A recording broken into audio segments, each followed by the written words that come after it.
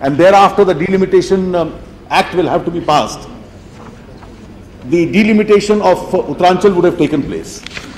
In the Uttar Pradesh Reorganization Act 2000, from section 22 onwards, there is a specific provision with regard to delimitation of constituencies both in Uttar Pradesh and Uttaranchal. And for the purposes of the Uttaranchal delimitation, since the number of constituencies has increased now to 70, I understand that the process of delimitation has already begun. And since that process has already begun, it has begun under the present law as it exists today. And the present law as it exists today refers to the 1971 census as the basis.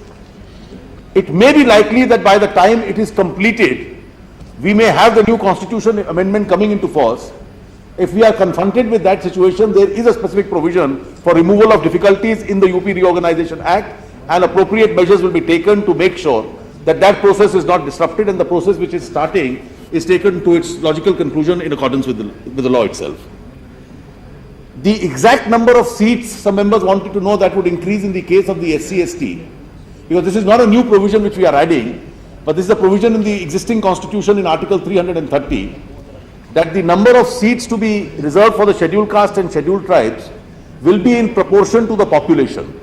And once those seats are fixed in accordance with the 1991 census, which is made the basis here, that is an exercise which the Delimitation Commission itself would have to undertake.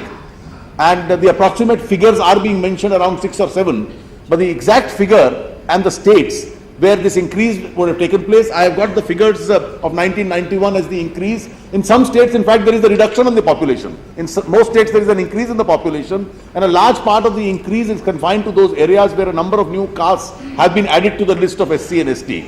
That's the basis for it, but the exact figure would be known only when the Delimitation Commission undertakes that entire exercise. Some members also raised this question as to that the bill in itself is not complete, because what is the basis on which delimitation would be done? Who would do the delimitation? That's an exercise which this entire House will have an opportunity to consider in the Delimitation Act when it is brought up before the House. All those details will be mentioned in the Delimitation Act itself. A commission would be constituted, the composition of the commission, what is going to be the personnel, how are the political parties of different regions going to be involved in that process. That's an entire exercise which will be handled by the specific, which will be dealt with by the specific legislation which is passed. A question was also raised as to how are you linking it to the family planning program itself. Well, I had made a brief statement with regard to this in the opening comments, where I had stated that the rationale behind freezing of the seats at the level at which they were fixed in 1976 is essentially this, that there are a number of states which have been able to stabilize the population growth. Now, if those states are confronted with a situation that because they are achieving a population stabilization target, their representation in the parliament will come down, this is likely to become a disincentive for those states in successfully implementing the family planning programs. And similarly, the states which do not implement the program successfully will find as a result of their failure to implement the program, their representation in parliament would increase. Therefore, that this rationale should not prevail, and this policy should not really interfere with deter the implementation of the family planning program. So irrespective of whether your population is stabilized, increasing or decreasing, the number of seats would be fixed. And the reason why 2026 has been chosen as the target date, that's the anticipated date which experts have all fixed in the national population policy itself. Now, whether we are able to achieve this or not will depend on how the central government performs, how the state government performs, and how various family planning schemes itself are implemented. But that's the target projection date. In case we feel a question has been raised, and at least 2 members, Mr. Nayyar also raised it, are you going a bit too far by fixing it for 2026? You are therefore effectively binding down 5 different houses which are in normal course likely to be constituted if elections are held every 5 years. Well, we are taking a conscious decision because of this target date of 2026. We are but it will be always open if you achieve those targets and this House wants to at this stage, or both houses of parliament want to change this date at any stage, or for that matter at a later stage, even if this House wants to reconsider this question of the delimitation of the constituencies for which we are fixing the 1991 target. Once the 2011 figures are available or the 2021 figures are available, for those houses which exist at that time, it will always be open to reconsider those issues.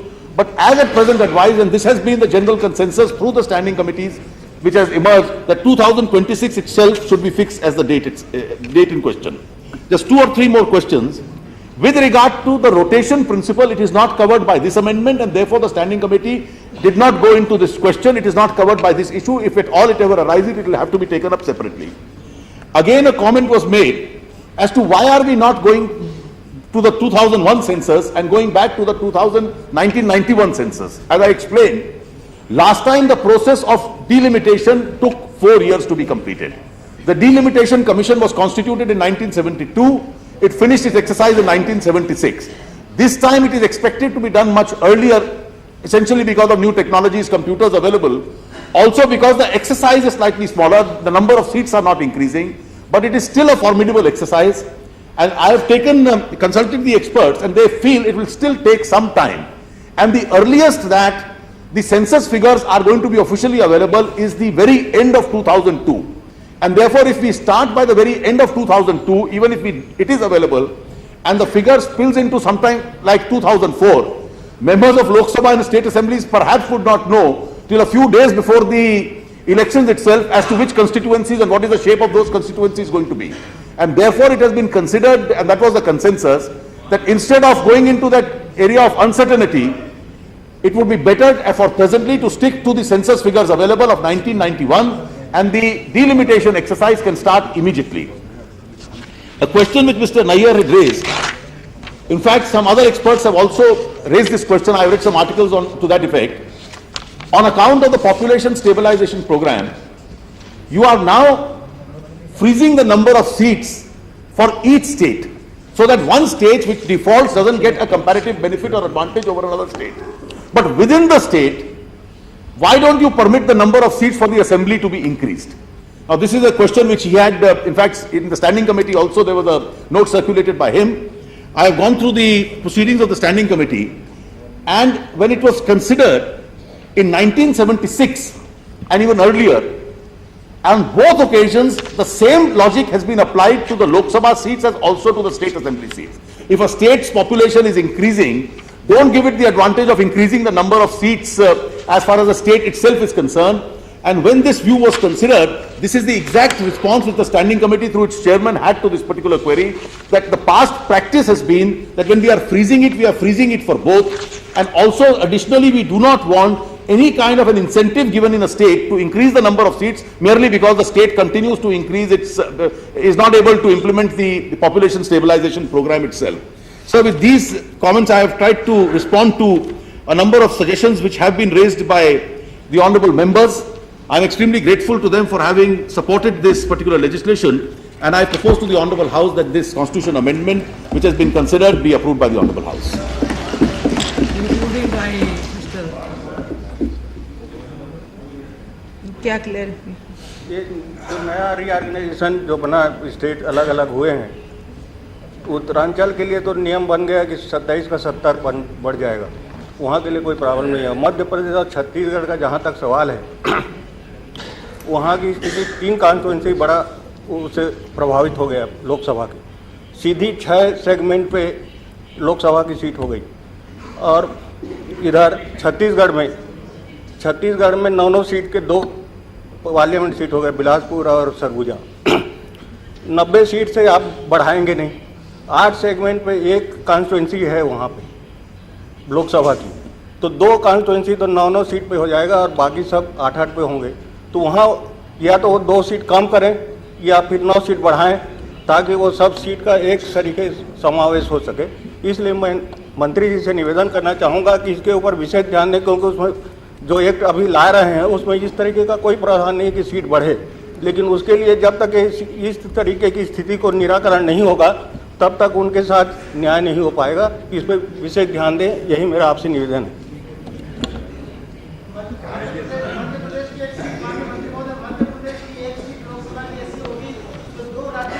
बने उसका भी आपको रास्ता निकालना पड़ेगा। Madam, ऐसी जिस प्रकार से उत्तर प्रदेश का रीऑर्गेनाइजेशन एक्ट पारित किया था, उसी प्रकार से मध्य प्रदेश का भी रीऑर्गेनाइजेशन एक्ट है, और उस एक्ट के भीतर डीलिमिटेशन ऑफ कंस्टिट्यूएंसीज वहां कैसे होंगी, और जो कुछ इधर थोड़ी सी रह गई और दूसरी तरफ रह गई, उस सब के सिद्धांत जो डीलिमिटेशन के है उसका इंतजाम उसके अंदर है।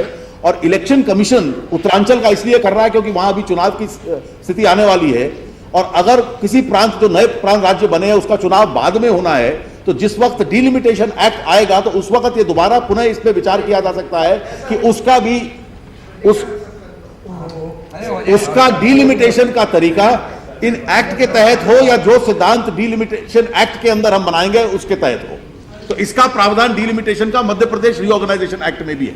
Thank you. उत्तरांचल में 70 लिखा है, इधर लिखा नहीं, ऐसा नहीं है। उत्तरांचल में लिखा है कि 70 सीट होंगी, इन दो राज्यों में नहीं लिखा है, वो ये कह रहे हैं।